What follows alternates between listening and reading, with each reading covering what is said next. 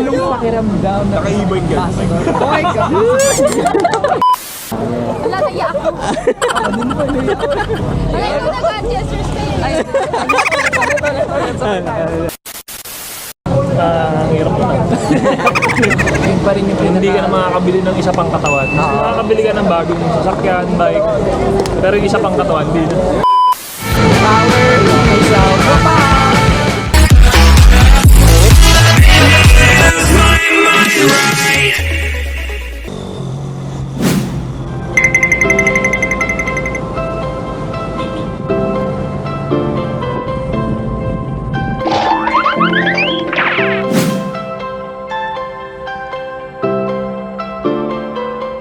Morning mga ka-ride out!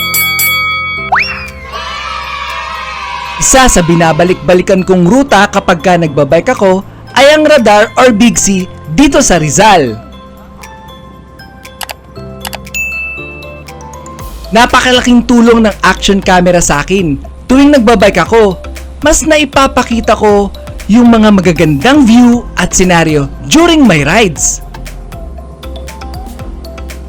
Isa pa sa nagustuhan ko sa action camera ko ay yung comfort dahil hindi na ako kailangan mag one hand to capture moments. At the same time, yung safety ko to balance with my bike para hindi ako masemplang.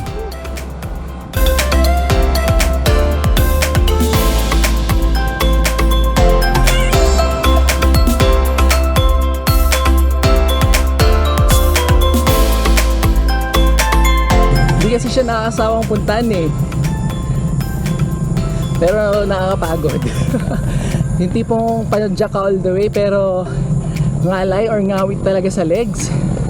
Pero after nun yung pinakamasarap kasi talagang na workout mo yung sarili mo. Teka lang mga ka-ride out! May pupuntahan nga pala tayong event ngayon. Kailangan ko na magmadali. Tara, samahan niyo ako! Let's go!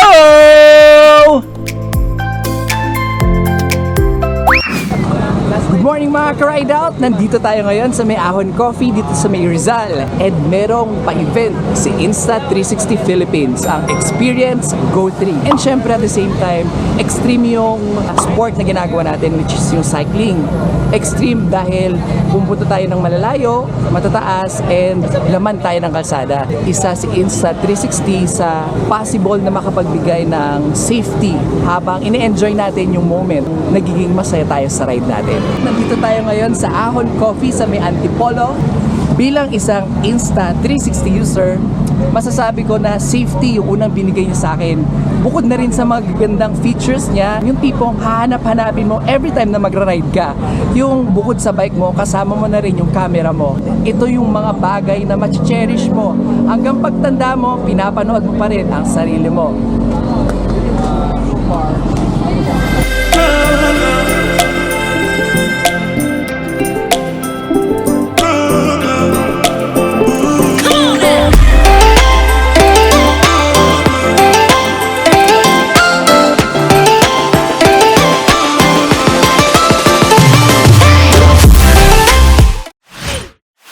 So, good morning mga ka-ride out. Nandito tayo ngayon sa Ahon Coffee and kasama natin, Maron is going always, di ba?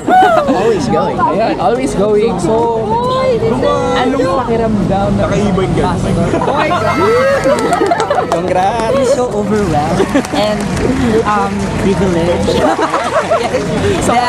I'm so thankful and grateful for Insta360 Philippines for giving me the opportunity to inspire everyone to capture moments.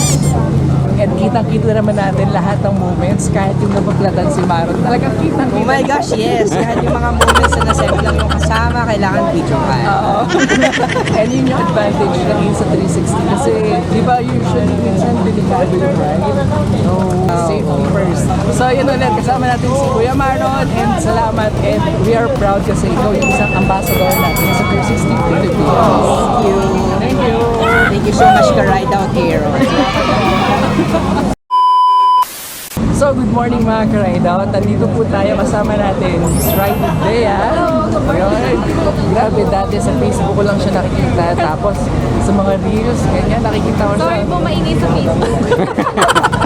Pero ngayon, sobrang overwhelming na nakasama ko na siya ngayon. And ayun, as a female cyclist, tatanungin natin si Ate Bea kung ano po ba yung nag-boost sa female para mas lalo sila ma-encourage na mag-bike and ma-capture yung mga moments kapag nag-bike sila. First of all, nice to meet you. Ayun. Good morning sa inyo. Siyempre, ang masasabi ko na lang, just enjoy the ride. Yun lang naman yung mahalaga kasi siyempre yung destination naman yung habol natin. And siyempre yung mga nakakasama. Important yung maganda yung surrounding. Parang masaya yung ride. Regarding po sa school, paano nyo nababalance yung sa school and sa cycling? Walang sugar coat to ah. Ang hirap talaga. Especially now, first year college ako, freshman no. Siyempre, bago pa sa akin. So, kinakapak ako. Pero siyempre, sa school din kasi siyempre, ang dami kong ginagawa. Sumasali pa ako sa work. Yun nga, lagi ko na iniisip na gusto ko naman itong ginagawa ko eh. And I always make time for cycling and sa school. Basta balance na. Siyempre, sa una mahirap eh. Once na makuha mo yung pag-balance, okay na siya. And always choose yourself lang. Huwag mong pag-ulo yung sarili mo. Yun lang naman yung advice ko. Yun, grabe. Kasi di ba nowadays, nagiging normal na ulit tayo yung ating environment. So, kailangan natin i-adapt yung bago pa rin ngayon. At the same time, huwag mo iwan yung naging reason kung bakit ka, kung paano ka nandito ngayon. Ayun. So, maraming salamat for Ride with Bea. And legit po, sobrang bait and sobrang ganda po niya po. Follow their page. Ride out Aaron po. So what's up mga Ride Out? Good morning po. Nandito tayo ngayon sa Ahon Coffee and kasama natin Bumble Bike. Grabe lang ito lang siya nakikita sa mga reels sa Facebook na umaahon sa Repal at kung saan-saan pa sa mga mansion ng South na hindi ko mapuntahan. And shoutout din kay Robert. Kasama ko na yung kasama mo mag-ride. Ayun po. So, may tatanong lang tayo kay Bumble Bike kung ano yung pakiramdam na patuloy na ambassador ng Insta360. Masarap siya na-collaborate. Hindi, bukod dun sa camera kasi kung papapiliin ako, kung kunyari hindi kami nagko-collab, sin user lang ako tapos bibili ako ng Apple Cam pang ride. Insta360 pa din. Sa bike sa bike. Pero kahit sa motor siguro, baka Insta360 pa rin. Walang duda. And ano po, sa mga ka-ride out natin na nanonood, paano nyo na-maintain po yung energy, yung balance ng buhay sa labas ng cycling and habang nagsicycling at habang umaahon? May time kasi na napapasarap ka sa bike. Nakakalimutan mo lahat. May ganun eh. Puro gigising ka, bike. Bago ka matulog, bike pa rin nasa isa. May ganun eh. Pero syempre, hindi naman laging ganun. Siguro kung pro. Pero syempre, isipin mo, hindi ka naman pro na eto lang buhay. Ganun. Isipin mo pa rin. Meron ka pa rin. Meron kailangan gawin. Sa mga cyclists po na nanonood ngayon and yung mga medyo tumatamblay na sa pagbabike, paano kaya natin po sila may encourage na magbike ulit and gawin ulit kung paano kainit yung cycling nung dati po? Hirap mo na. Hindi ko naman sila mapipilit eh. Pero siguro kung tinatamad kayo magbike, kung meron kayong ibang sports, okay lang. Pero kung wala na kayong sports, syempre isipin nyo rin yung sarili nyo na hindi habang buhay, bata kayo na pagtandaan nyo, makakapag-bike pa rin kayo ng gantong level. Kahit naman hindi gantong ka-intense or kahit hindi gantong, may mga ganun eh. Sobrang intense magbike. Syempre isipin nyo pa rin yung health. Yung iba kasi sobrang busy na eh. Pero pagdating sa dulo, may isip mo, health is wealth, parang ganun. Hindi ka na makakabili ng isa pang katawan. Makakabili ka ng bagong sasakyan, bike, pero yung isa pang katawan, hindi na. Okay.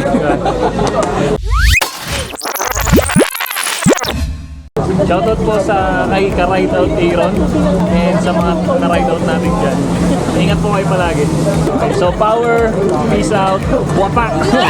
Power, peace out, wapak! Power, peace out, wapak!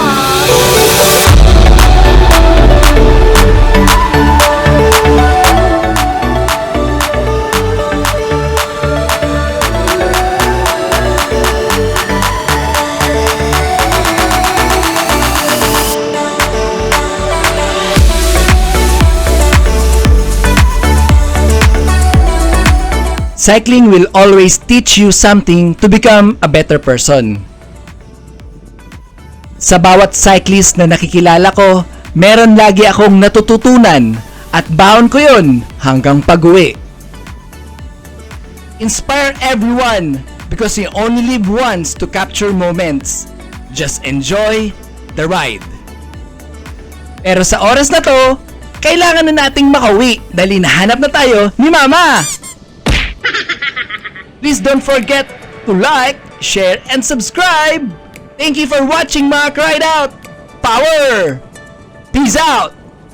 Wapa!